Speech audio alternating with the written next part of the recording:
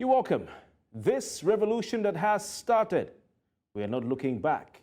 There is a very bright light at the end of the tunnel. Now, those are not my words. Those are the words of Nigerian President Bola Tinubu as he commissioned the Red Line Rail Project, which is an intra-state rail service spanning 37 kilometers that happened in Lagos State today. The new rail line, which is the second completed by Lagos State Governor Babajide Sanwo-Olu, is expected to move more than 500,000 passengers every single day, in addition to the already working Blue Rail Line. Well, tonight, joining us for an exclusive interview on this memorable milestone for Nigeria's Commercial Nerve Center, Lagos, is the Commissioner for Information and Strategy of Lagos State, Mr. Gbenga Omotosho. It's good to have you, sir.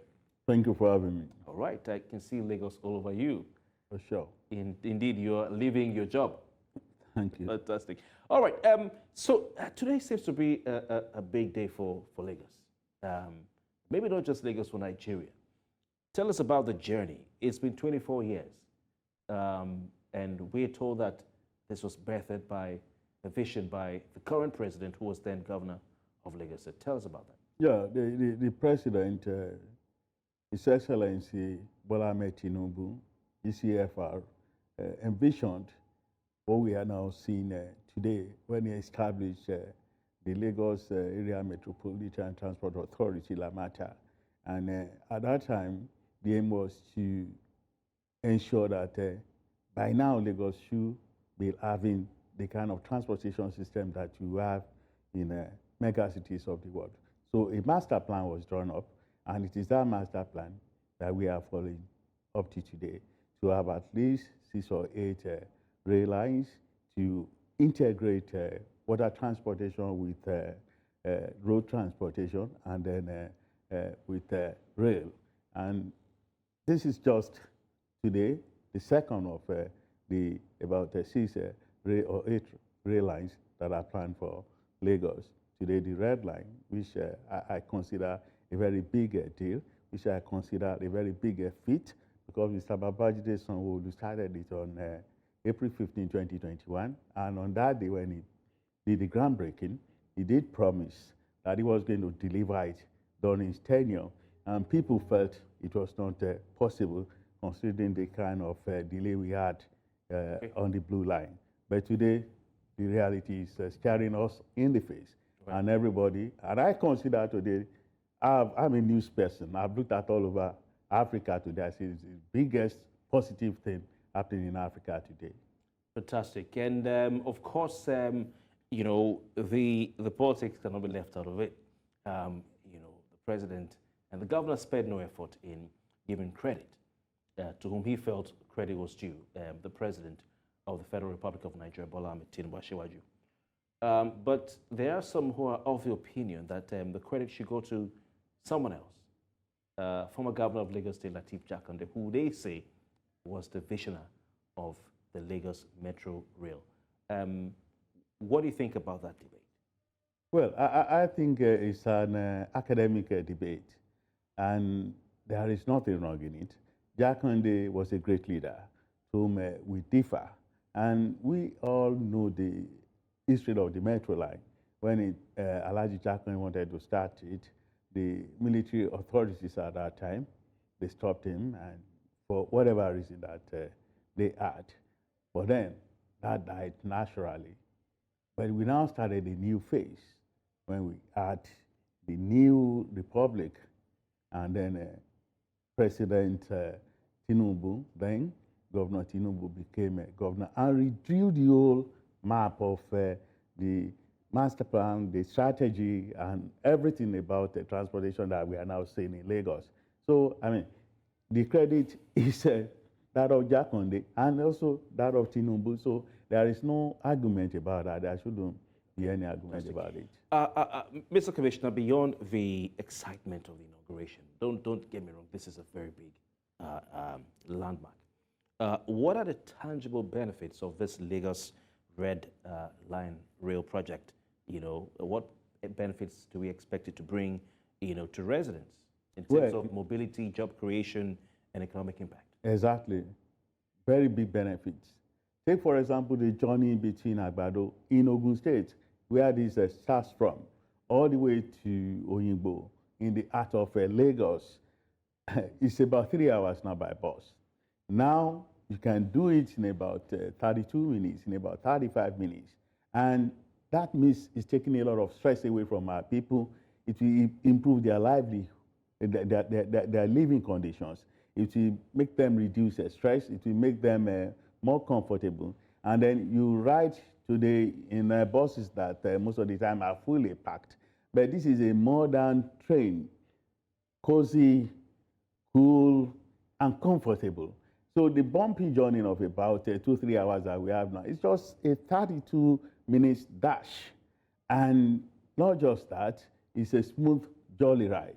So it's going to, like you said, create jobs for people. And apart from that, it's going to change a lot about the culture of our people, rushing our bus stops. You don't have that kind of thing when it comes to the train ride. You have the turnstile, you have all of the places where you have to board the train, the platform.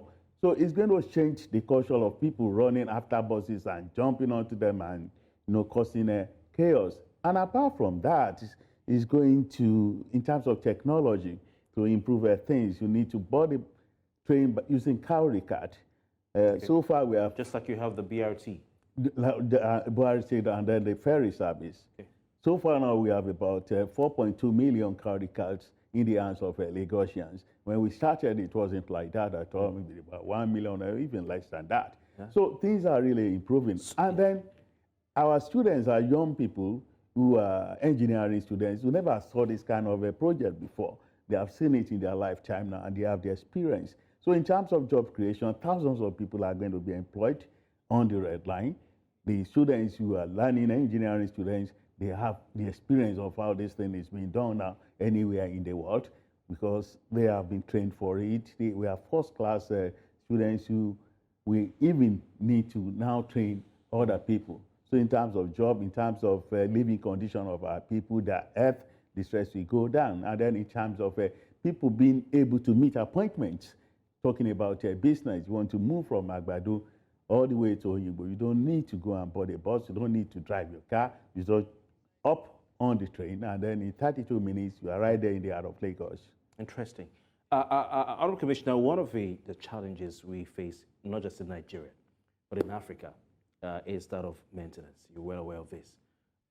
What is the plan to maintain not just the red line, but the entire Lagos metro system, which includes the blue line, as we speak? Yeah, if you go to the blue line now, it's as speak and span, clean, glittering, as the very first day when it was brought into operation and the Ghanaians started to use it. You will just think that the service is something that has just begun yesterday. No, it's been there now for months. And then the whole place is still very clean, it's still very neat, it's still very strong. And this is because there was a plan for maintenance. The builders are not the ones who are maintaining. There is a company that is a special company that is devoted to doing that, cleaning up the place, ensuring that engineering facilities are okay, ensuring that passenger operation is seamless. So for us, maintenance is part of it, especially safety.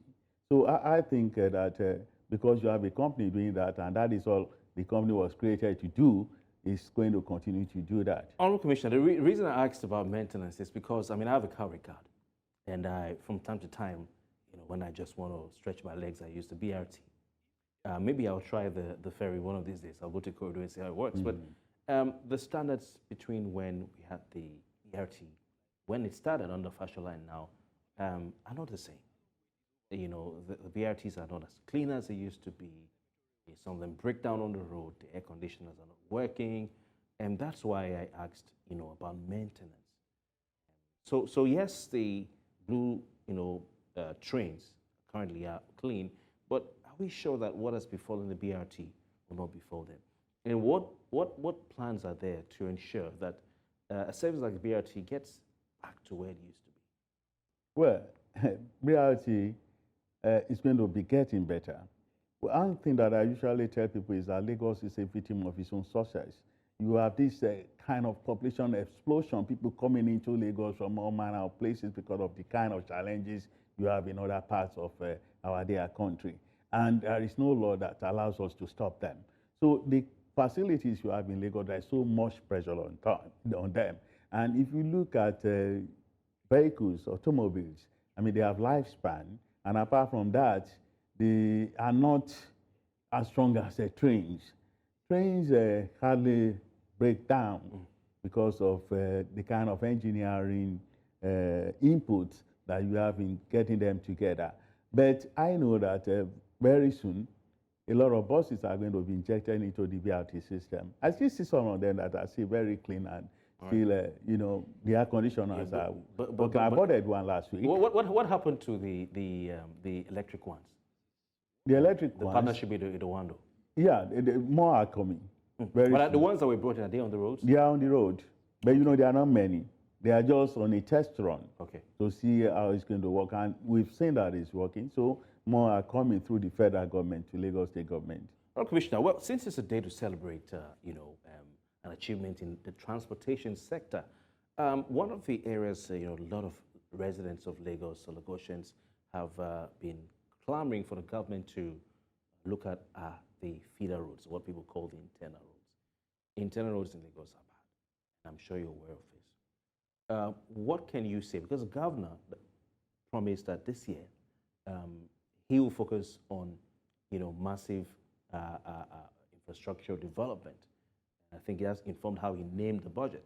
It's the biggest budget in his tenure, if I'm not mistaken. So is His Excellency going to fix the internal roads which are bad?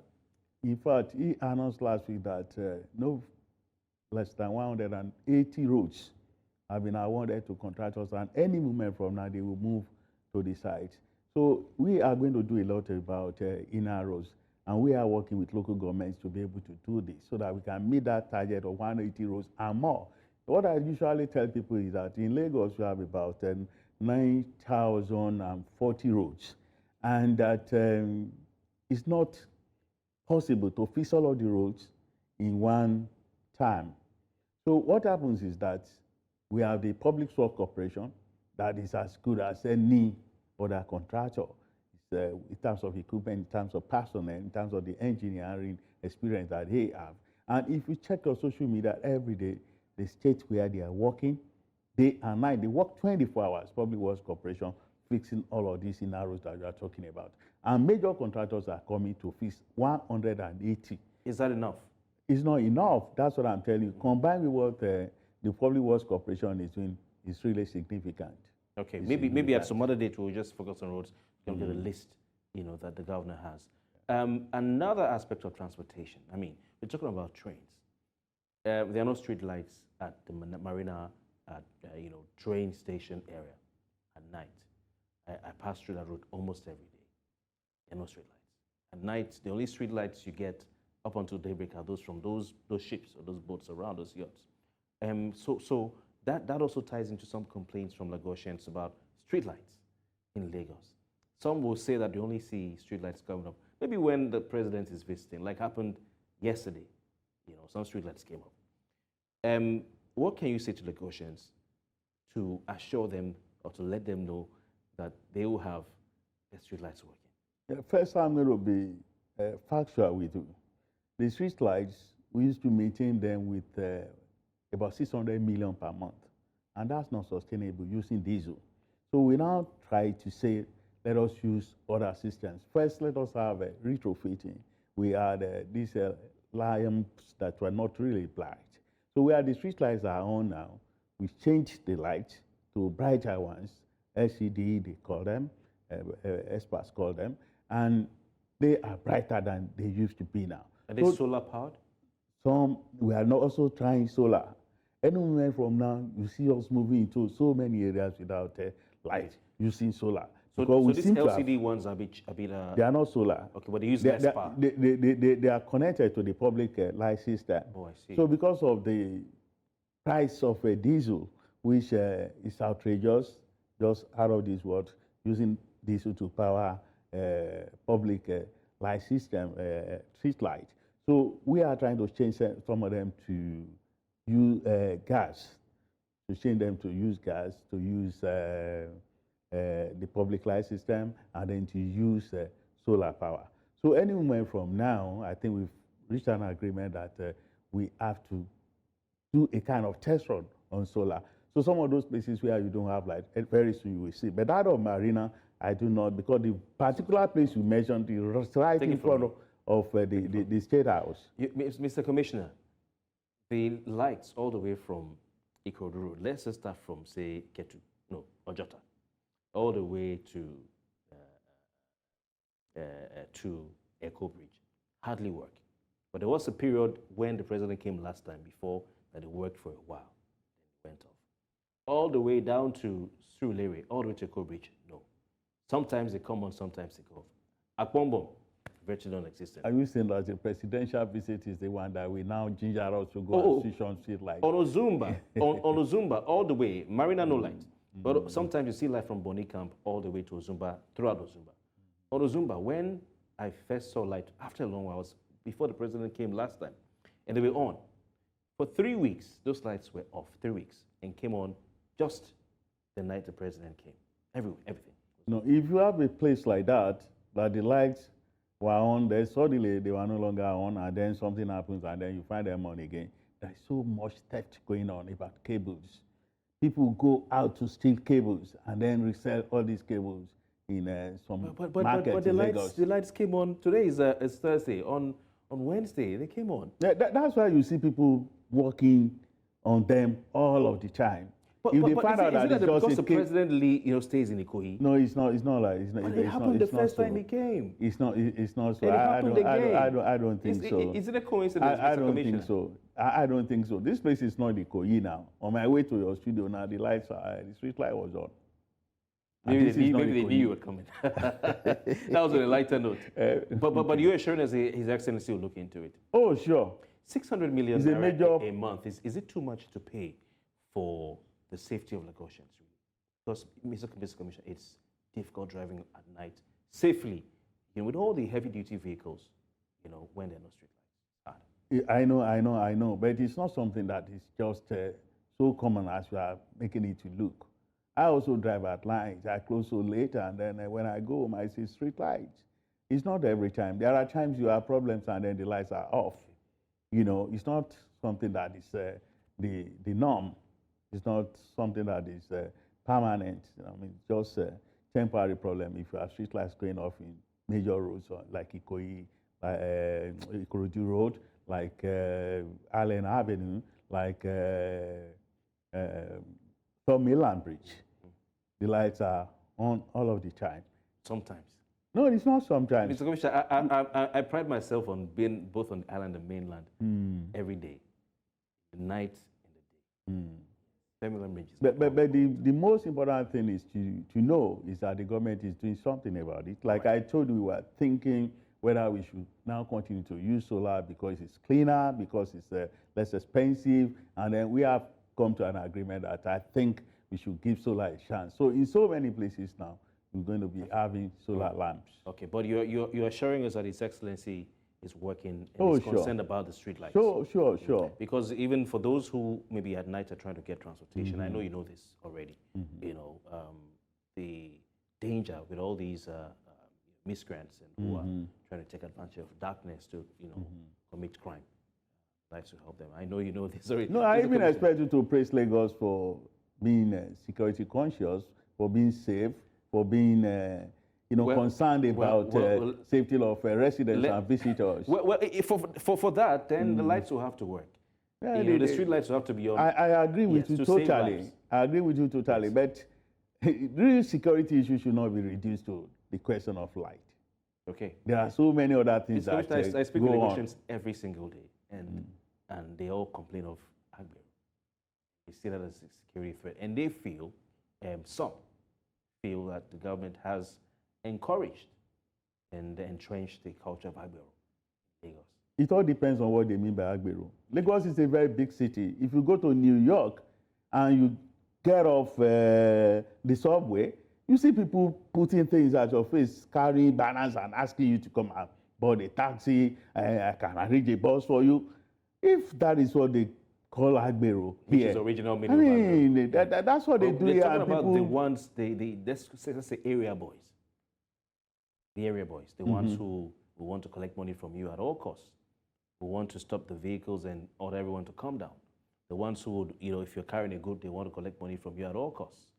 You see, You know most of our people, especially those ones who complain about Agbero, they are the ones who don't follow the law. A friend of mine today was driving a big bus, a Sienna, and he packed people all the way from Obalende, and he was coming to the mainland. And then VIO stopped him and said, "Where are your papers?" And he said, "Well, I'm not operating a commercial service that I help these people." And the VIO people said, "No, that can't be." And then some of them, when they saw that the time was, going, they said, "Give us our money back." So such things, people, the Agbero guys, the guys who call Agbero, they stop vehicles on the road because those vehicles don't want to go into the pass to pick passengers. If you want to do Kabu work, or you want to do drive a bus, you join the union and go into the park to pick your passengers. You can't stop just anywhere and pick passengers. They will come after you. Okay, so for the want of time, we would have to look for another time to discuss security alone. Yeah. Honorable Commissioner. The road infrastructure, I want you to give us an update on the Lagos or Lekki Coastal Road, where it is, because, I only found out today with my eyes that work has restarted. Walk us through that. Both the one that goes from VGC down through Chevron Drive to Freedom Way, and the one that's supposed to go from Eco Atlantic all the way to Oniru. And yeah, I think the one you are talking about, that of that goes out to Freedom Way. That one, I think, has a bridge component, and that is where the contractors are working. That's the one at now. VGC. Yes. What informed the delay? Because we've seen the commissioner, the governor, and indeed the commissioner all give us a dead timeline, and that has not been met. Well, so many things can cause the delay. I will be honest with you. Most of the contractors working for Lagos State government nowadays are asking for price, what they call, they're asking for more money. Okay. They are coming back to say that the contracts they got about 2-3 years ago are no longer realistic, and then the government has to Are they holding Lagos State government to ransom? No, not really. Negotiations. When you do a road up to a point that you have to have finished with X amount of money that was given to you 1 year, 2 years ago, and you feel that you cannot finish the road with that kind of money, then you come back for renegotiation of the price. And that is what is going on some of our major roads. So is there a new date for the completion of that project?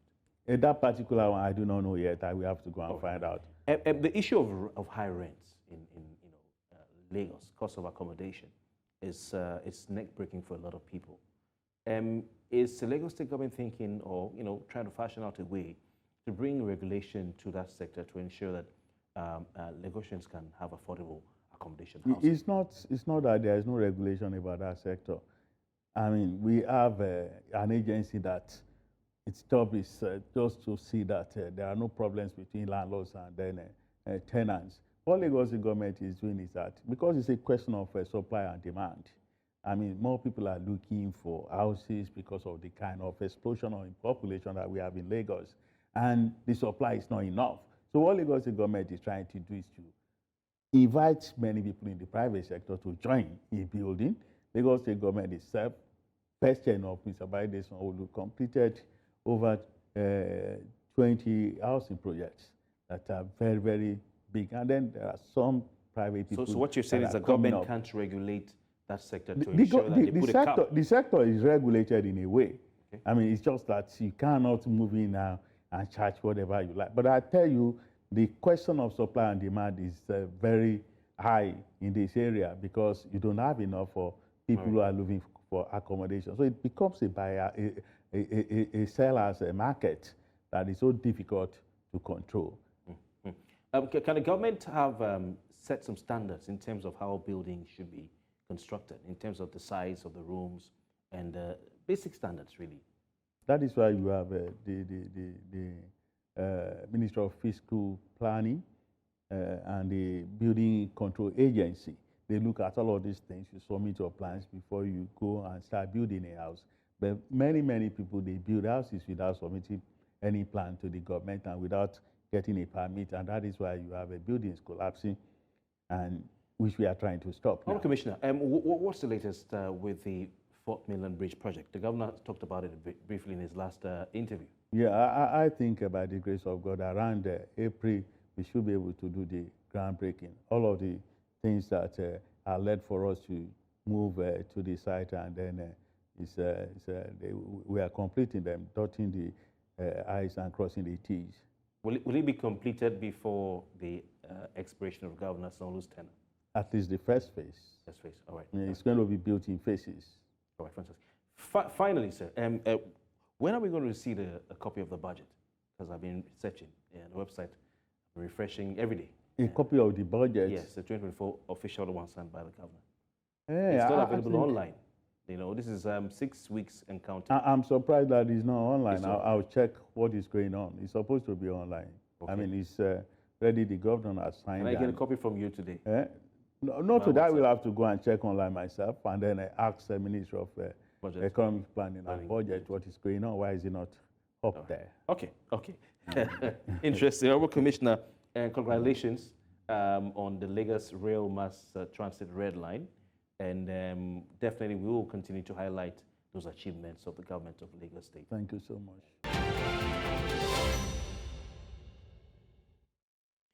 We have joining us Mr. Abiodun Adedeji. He is a former chairman of the Ibadan District Society of the Institute of Chartered Accountants of Nigeria, and here to talk about this very big and landmark occasion as far as transportation in Lagos State is concerned. The inauguration by Mr. President Bola Tinubu of the Lagos Red Rail Line. Mr. Adedeji, thank you very kindly for your time tonight. Good evening. Good evening. Thank you very much. All right. To you, what's your perception of this development, the inauguration of the Lagos Red Rail Line? Well, let me say that it's a good step in the right direction.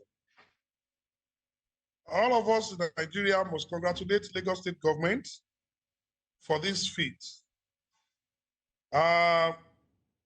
In many advanced countries, this type of arrangement is what we call transportation, or let me say, it's a mixed transportation system, whereby you have rail, you have ship, you have here, and we call it intermodal transportation system, where citizen is free to choose the one that is convenient and that is affordable to them. So for me tonight, let me say I congratulate Lagos State government and also congratulate the Goshians and entire Nigerians to see this kind of development in Lagos State. Okay.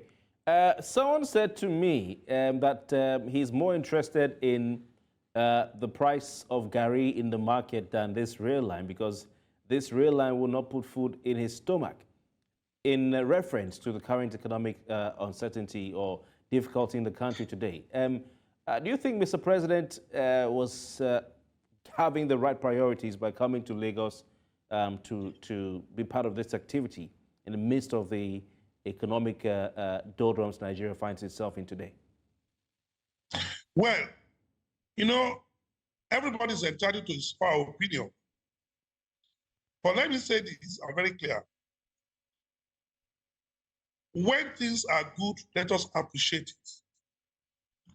We all know, or we know that the economic situation in Nigeria is very precarious. But that notwithstanding, does not take the fact that when this kind of an arrangement of Lagos Red Line should not be we should not commend government. We have been saying it over time, writing over time, that Nigeria has infrastructural problem. Nigeria has infrastructural problem. So if one of the problems is solved, why shouldn't we commend government? For example, now, for those who are staying on that corridor, where that rail will pass, it will surely alleviate transportation problem. And of course, it will also improve economic development along that corridor. So we must commend government for this fix. All right. Some have said, you know, that some have described this as a conduit, you know, for government to, you know, to divert money to other things. Now, we don't have any evidence for that. But when you hear people say things like that, you know, because we speak to Nigerians every day on News Central TV, what would you say to them when they have suspicions about the amounts of money spent for this rail project, and they suspect that government may have done other things with the money, maybe diverted funds? What do you say to such talk? Well, the issue is this. The issue is this. I do not have access to amount of money that was incurred on this capital project. But one thing is that we have been able to see it on ground. What about those projects that they spent more than this and we couldn't see it on ground? You know, if this money had been embezzled, the highest is to take them to EFCC or court. That will not bring this kind of economic development to the country. But now, what they have spent, yes, I don't have access to it, but at least, okay, let me give a very good an example. Look at how much money that has been spent on Ajakuta, still rolling mills. Look at the billions of dollars. Look at the money they've spent on power sector, billions. We can't see anything on ground. How do you measure that? So for me, I will continue to say, whatever they must have spent, over time, this money will come back through the income that will be realized on this project. And whatever they must have embezzled, will be so loud. What we are saying is that give us infrastructure. Yes, the cost matters. The cost matters. But for everybody agree, nobody has, I don't have access to how much it has been, is spent on this infrastructure. And I don't also have access to how much similar projects is done in United States or in United Kingdom for me to be able to compare, or even in China. So it's only when we have this figure published that we are able to compare and say, okay, X dollars was spent in China, X dollar was spent in the United States, X dollar was spent in Canada for the similar project. But not that people will just come up with a figure that has no fundamental or that has no empirical evidence to support. All right. Mr. Abiodun Adedeji, we'll be right back to continue this conversation. We also have joining us Emeka Obiareri, who is an investment banker and development economist. Stay with us, we'll be right back. Right, welcome back. We still have Abiodun Adedeji, former chairman, Ibadan and District Society of the Institute of Chartered Accountants of Nigeria. Also joining us is Emeka Obiareri, who's an investment banker and development economist. So, gentlemen, thank you so very kindly for your time. Emeka Obiareri, what are your thoughts on the Red Rail inauguration by Mr. President in terms of the performance of state governors in Nigeria? We know a lot of attention is usually directed at the federal government, but how can state governors emulate what Lagos is doing?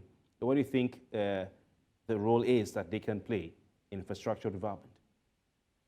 Finally, we thank God that they've delivered the first phase of the red line after delivering the first phase of the blue line. And I want us to be very upfront. I want us to be very frank. I don't like sugarcoating words. This project was supposed to be a 27.5 kilometer light rail project. This project was started in 2009. At the same time that the Addis Ababa municipal in Ethiopia started a 31.2 kilometer light rail project at $475 million. It was at the same time that Rotimi Amechi started his monorail in River State, 17 kilometers. Addis Ababa municipal, Ethiopia, delivered their own rail in 2015, 6 years after they started that project. Today, that project conveys 60,000 passengers per hour and turns out revenues of $7 million on an annual basis. They're actually doing phase 2 of it. 31.5 kilometers, $475 million delivered in 6 years without stories, ferrying 6,000 passengers prime hour every hour. I thank God that this one has been delivered 15 years after, both phase 1 and phase 2.